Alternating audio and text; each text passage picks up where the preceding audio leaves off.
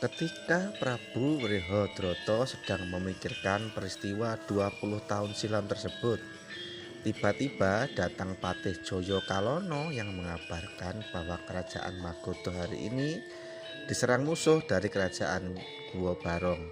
Mendengar itu, Prabu Wrehodroto segera mempersiapkan diri. Ia pun memimpin langsung pasukan Magodo menghadapi serangan mendadak ini. Pertempuran sengit pun terjadi antara kedua belah pihak. Joko Slewah bertarung menghadapi Prabu Wrehodroto.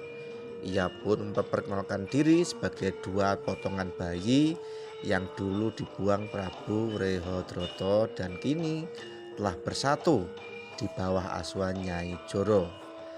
Mengetahui siapa yang menjadi lawannya, Prabu Wrehodroto langsung membuang senjata.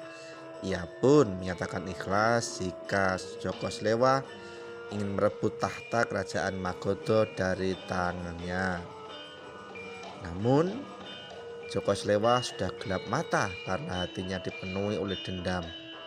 Ia pun mencekik Prabu Wrehodroto hingga sekarat. Tidak hanya itu, kedua tangannya lalu bergerak mengupas kulit ayahnya itu hidup-hidup. Prabu Wrehodroto akhirnya meninggal perlahan-lahan dalam penderitaan di tangan putranya sendiri. Melihat rajanya tewas mengenaskan, Patih Joyo Kalono memilih kabur melarikan diri, maka kerajaan Magodo pun resmi jatuh ke tangan Joko Slewah. Joko Slewah, Kongso Dewa, dan Patih Suratimandra berpesta merayakan kemenangan mereka. Kedua istri Prabu Wrehodroto yaitu Dewi Kasih dan Dewi Warnasi memilih Pati Obong. Joko Slewah kini menduduki tahta kerajaan Magodo. Ia pun memakai gelar Prabu Jorosondo untuk menghormati sang ibu asuh yang telah menyatukan kedua potongan tubuhnya, yaitu Nyai Joro.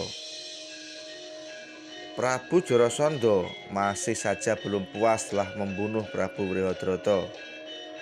Ia pun memerintahkan para prajurit untuk mengubah kulit ayahnya itu menjadi tambur dan meletakkannya di puncak gunung Cetiyoko. Sementara itu, Patih Joyo Kalono yang berhasil meloloskan diri dari kerajaan Magodo akhirnya sampai di kerajaan Hastino. Ia menghadap Prabu Pandu Dewonoto dan menyampaikan berita tentang gugurnya Prabu Wrehodroto. Prabu Pandu sangat prihatin dan mengajak Patih Gondomono untuk menghukum Joko Slewah dan para pengikutnya, karena bagaimanapun juga kerajaan Magodo adalah sekutu kerajaan Hastino.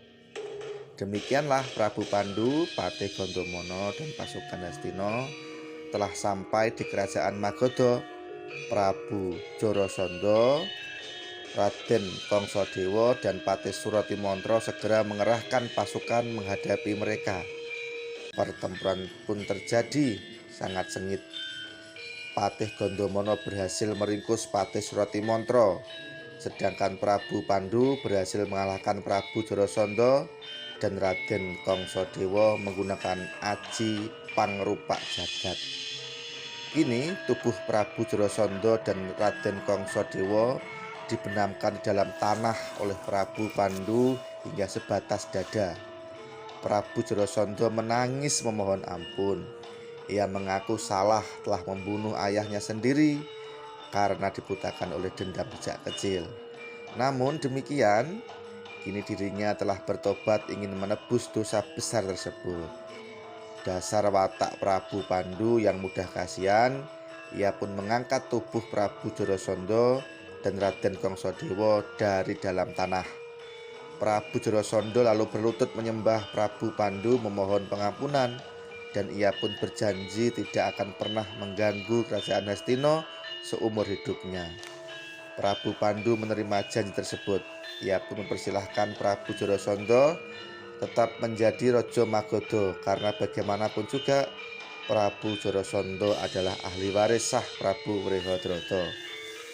Setelah dirasa cukup, Prabu Pandu dan Patih Gondomono pun membawa pasukan kembali ke kerajaan Hastino.